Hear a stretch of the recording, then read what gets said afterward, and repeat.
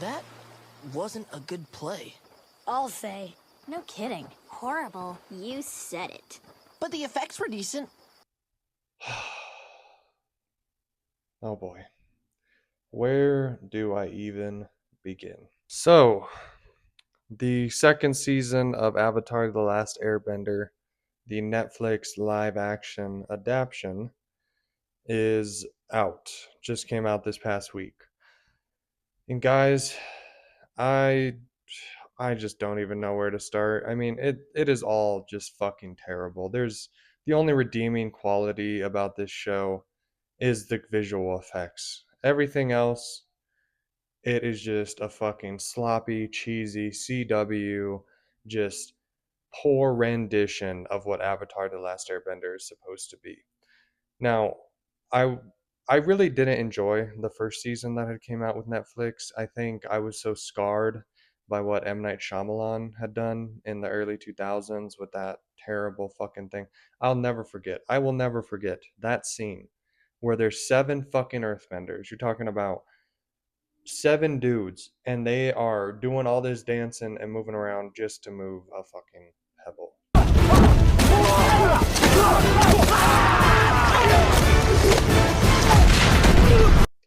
So I was so scarred from that bullshit, from that terrible monstrosity of fucking Avatar: The Last Airbender, fucking Aang. Aang. I just don't even get me started. Anyway, first season came out of Avatar, and I was like, okay, like this is okay. It's a lot better than M. Night Shyamalan. We'll see where future seasons go. And then I see the promotional images. We end up seeing the trailer, and Aang is over here looking 27 years old by season 2. Now, they do try to explain that away too, where they're like, oh, it's been a few years because apparently they're going to change everything around about the essential parts of the story, like the fact that Aang had to learn everything within the year because Sozin's comet was coming. But oh, we're going to make it like a year's long adventure. And that's why Aang looks 27 years old. And then by season 3, he's going to look 65 years old.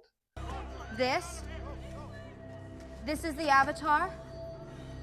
Zuzu, he's a little boy. What the hell is even that? And I'll tell you right now, if you haven't seen the show, I'm going into full spoilers here. If you've seen the animated show, which is 1,000 times better, you already know everything that I'm going to be talking about. Just warning the folks that have not seen this. And guys, honestly, I could not highly recommend more to not even waste your time with this schlop. Go and watch the second season of the animated show. If anything, just go watch the animated show. Watch it from the beginning, watch it all the way to the end. It is 10 times. I mean, this fucking show doesn't even lick the bottom of the boots of the animated show. This show is a fucking I can't even believe it. So, why am I so annoyed right now? Why am I hating on the show? I do not want to be in this position. I was hoping nothing but the best. Honestly, at this point, let's just stop remaking shit. Let's stop trying to pull things from a source material that have no business even being pulled from that source material. Let's just leave Avatar alone. I honestly I can't wait for the animated movie that we're getting come what like September, October. I can't remember the exact date. Can't wait for that. But please, can we just stop with the live action adaptations for things? Because this is just terrible. I mean, everything from the essential characters like Aang, Katara, even like some of the other, I wouldn't call them side characters, but maybe less involved characters like Iroh, Azula. I mean, Azula is the main villain, but Ty Lee, May, um, who else? Boomy. I mean, just all of these. The shit that they do with Longfang in this season is just all of the changes that they make. Like it feels like they're just changing, mixing shit around for no purpose. It doesn't make the story better. It doesn't make anything more interesting. For example, like there are things taken out of here so they can add all these fucking stupid ass side dialogues for like a 10-minute scene. I mean, it just felt constant throughout all of these 7 episodes. We're sitting here for fucking 5 minutes with these weird side dialogues that they're doing that don't make me feel anything. There's no emotion. I mean, the acting here is as stale as ass. I could fucking act better in this. I feel like a lot of these people are just, yes, don't do this, blah, blah, blah. Like, just so fucking monotone and no effort whatsoever. And just so much, even the miscasting with a few of the characters. Guys, I cannot fucking believe it. So let's get into the characters. Let's start off with the most important one, Aang. Aang does not feel like Aang in this. The actor that is trying to portray him is just a whiny, bitching little fucking teenager the entire time. And all he does is yell at the group. I feel like he cracked one joke in like what, the beginning, like maybe episode or the second episode. Other than that, he's so fucking serious the whole time. And he doesn't feel anything like Aang. And I don't care if you're going to make the excuse and be like, all right, well, we're going to do this over multiple years instead of, giving him a time crunch and having to master all of the elements within a year. We're going to give him some time. And that's why he looks 27 years old in the second season. No, even besides all of that, he is a terrible Aang. There is nothing about him that makes me think, oh yeah, this feels like Aang. Like everything. I'm telling you, there is not one redeeming quality about his character in this. And if I'd never seen the animated show, I'd be like, this fucking guy sucks. He's the worst fucking main character I've ever seen in my goddamn life. Guys, everything about this show is just cheesy narrative dialogue schlop. They take out all of the good parts. There is no swamp that they get stuck in here. There is no sand people. Appa is with them the entire time and is gone for like an episode instead of him being gone for weeks, and Aang is just distraught looking for him, trying to do everything to get Appa back. No, they change all of this shit so we can have stupid little fucking dialogue instances with all of these like rich people at the king's palace so they can, oh, you want to try some cactus juice? Oh, your people eat this? Like, what the fuck are we doing here? I don't understand it. It is so disheartening and I'm just so tired of this shit, guys. We do not do another fucking live action Avatar. I honestly don't wish this on anyone. I know jobs are involved. I know people's livelihood is involved, but I hope this show gets fucking canceled and they don't get to touch season 3. But let's move on. Aang, fucking terrible. The worst fucking possible rendition. Maybe just as bad as Aang. And then there's Katara.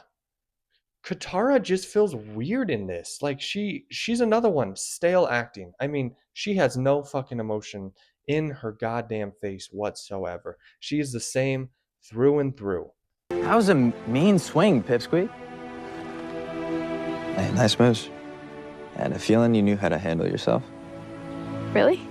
Cool attacking that flame head. Thanks, Pipsqueak. He's the dude.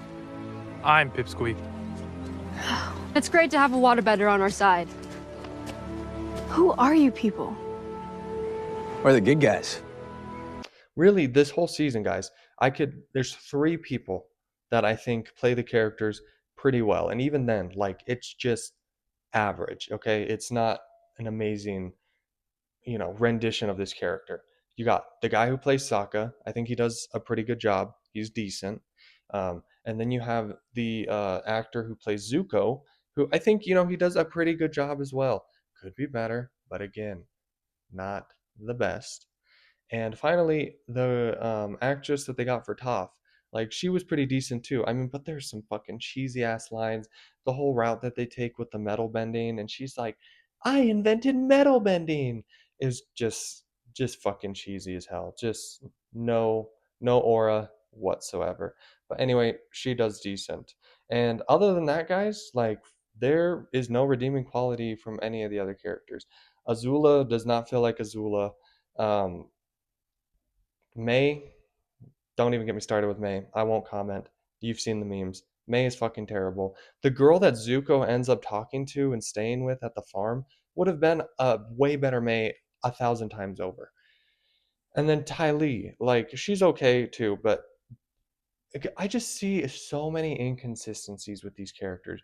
For example, we're introduced to May and Ty Lee at the beginning of the season, and Azula's like, "You guys fight to the death. By the time I'm done counting, one of you better be dead." And just the way that that actress is like so terrified, so scared, like just acting nothing like Ty Lee, but then like 4 episodes down the line, she's over here like joking around and like poking out Sokka and knocking him out. Like, there's just so many inconsistencies with a lot of these characters. And don't even get me started on Iroh. What is their whole fucking thing with Iroh? Iroh, obviously, he is still, he has some sort of depression from losing his son. He still thinks about him. It still weighs on him a little bit. But overall, he's a happy-go-lucky dude. He loves his tea.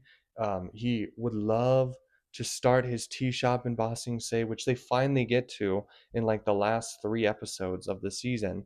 But just his whole character, like he's over here having PTSD, doesn't want to go to Ba Sing Se, is so distraught, yada yada yada, just acting nothing like Iroh. Don't get me wrong, the actor who plays him, he's a great actor. I think he delivers some probably one of the most solid acting throughout the show, because this show is just made up of cheesy, just fucking low grade, obviously just starting off actors that they got to play everyone. He does bring some veteran acting to the show, but it's not Iroh. He doesn't feel like Iroh. So that's what I'm saying. Like, all of these people do not feel like the characters that they're supposed to be playing. I mean, let's get back to Aang. I literally have here in my notes. Aang says, "We're dragging everyone. Let's move." On when they're going through the Serpent's Pass, like he's telling this to refugees. He's telling this to his friends that he's trying to help along the way. Do you think Aang would ever do that? No. And then we're just like adding all of this shit in with fucking one-off side characters that we don't give a shit about in the animated series, like Sai. Sai is so involved throughout this entire season. I mean, this motherfucker has had more screen time than fucking Iroh did. I mean, I don't understand what we're doing here. And everything with him, all of these little side things that they add in here, like Suki asks Katara to join the Kyoshi Warriors. Like, it's all just shit. It all feels flat. I mean, seriously, guys, by the end of this season, like we were getting to episode 5 or 6, and I was like, I'm checked out. I'm just gonna watch the rest of this so I can do a review on it. Like, I did not enjoy watching this. It just was a huge, huge letdown. And even like I said, season one was not anything great. It was better than M. Night Shyamalan's bullshit. This feels like on the same fucking level as M. Night Shyamalan. I mean, at least we have really good effects. At least these creators treat the bending with some sort of respect. But guys, this show, just fucking awful. And let's talk about all of these changes they're making, all of this mixing up fucking story plots just for the sake of mixing. For example, we skip out on this whole secret tunnels thing when before we go to the Serpent's Pass. But then I don't know if the creators forgot, but Painted Lady is season 3. They do this whole bit where the one of the refugees ends up telling Katara about the Painted Lady, and then the Painted Lady comes along in Ba Sing Se, and Katara's being the Painted Lady. What else is there? There's no fucking swamp. There's no swamp that they get lost in where they learn of Toph Beifong. Oh, and let's talk about Toph's big fight that we were revealed to her with the boulder, the fucking fat ass boulder who's not even in shape. She's fighting on sand, guys. I don't think these people actually care or watch the original animated series. She's fighting on fucking sand. Oh, and let's look at some of the other different changes that they did. There, there's no Roku. I mean, Roku doesn't have one fucking line in this. They show him what, twice? Once when they try to recreate the animated intro, long ago, all 4 nations were at peace. Blah blah blah blah. They show him at the end of that, and then we see him again in the last episode when when Aang goes into the Avatar state. There's no fucking Roku to guide him through everything. He talks to one of the Airbender previous avatars, and he talks to Kyoshi as his guide, his mentorship. when it doesn't make sense because all of this shit that is happening is because of fucking Roku. It makes more sense for him to mentor Aang, tell him about his mistakes, let him know everything that is going on. He doesn't tell him about Sozin's comet. Fucking Sai does. This random ass motherfucker that we see 3 times in the animated series tells him about Sozin's comet. Let's see, what else is there? Yeah, no swamp. No swamp to get lost in. I know I've mentioned that multiple times. It's just still annoying because we're gonna act like there's no swamp people that do the whole, which would have been fun. I mean, it would have been way more fun than all this stupid fucking dialogue that they added. But no, we didn't get any swamp people. We didn't get any sand people. No desert scene. What else did they do? Oh yeah. What's up with the library? They are supposed to go to the library before they get to Ba Sing Se, but they go to the library in Ba Sing Se, and then they have to go and meditate in order to get in. Like, didn't even make any sense. The scholar that they go with, whatever professor, fucking, I don't give a shit, whatever his name was, ends up betraying them and telling on them to fucking Wan Shi Tan. Like, it's just changes for changing's sake. It's not to add anything. Let's see what else. Oh yeah, Longfang. Longfang. I mean, we saw this a million miles away if you've watched the animated show. Oh yeah, Longfang is the minister of culture, but secretly in charge of the Dai Li. Like, and then him and Aang have this whole friendship, and Aang is so distraught that he betrayed him. And then Aang is over here bitching and complaining at his friends because he doesn't trust them, blah, blah, blah. Like, I just can't, guys. I really, I cannot. I know I'm doing a lot of bitching, a lot of complaining here. But as someone who has loved the animated series, I grew up with the animated series. I still watch it. I still, every couple years we will rewatch the whole thing. And tell me how a Nickelodeon kids show is 100 times better than this bullshit slop that Netflix poured all of this money into. See, that's the thing. The characters aren't doing it for me. The storyline isn't doing it for me. The terrible writing and dialogue is not doing it for me. Really, the only redeeming thing about this show is that the CGI looks good. Some of the sets look good. But other than that, guys, I do not have one positive fucking thing to say. They changed everyone's character to fit some weird narrative that they're going for. They're adding in what feels like 10-minute scenes of people just talking around. I mean, Katara and Sokka have this whole like heart to heart when they're in Ba Sing Se, and I couldn't give two shits about what they were talking about. None of it resonated with me. None of it made me feel emotional. Didn't make me feel like I cared about their relationship. And I just, and even like that, like, let's talk about it again. That right there is so different than the characters in the show. I mean, in the show, Katara and Sokka don't really have heart to hearts. They're always constantly kind of having that like sibling rivalry, and it adds some comedic relief. I would love some fucking comedic relief in this show because it feels like it's taking itself way too seriously. And I understand. I really understand, guys. We cannot do everything that the show does. They try to do the Cabbage Man in this. It doesn't even hit the same way. But they do have to take things out. There's the whole like sleeping sequence that they take out where they're being chased around and Toph is like, oh, they found us again. I mean, that shows that they bonded together during all this time. But I understand why you can't do things like that. I understand that we have to take things out. But guys, the stuff that they're taking out and the stuff that they decide to add is just god awful. I mean, I feel like 80% of the show is just people having the most boring conversation about things that we do not care about character motivations that don't make any fucking sense, like the heart to heart with Sokka and and Katara, or adding weird things where the Beifongs are supplying the Fire Nation with weapons. I mean, what are they trying to do here? Are they trying to do like an Asami story from Korra?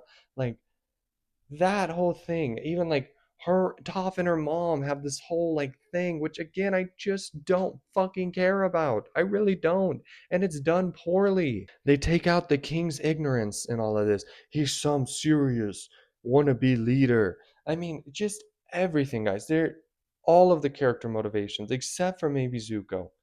And then even let's talk about Zuko and Azula. Obviously, Azula ends up convincing um Zuko to betray everyone at the end of at the end of the season in season 2.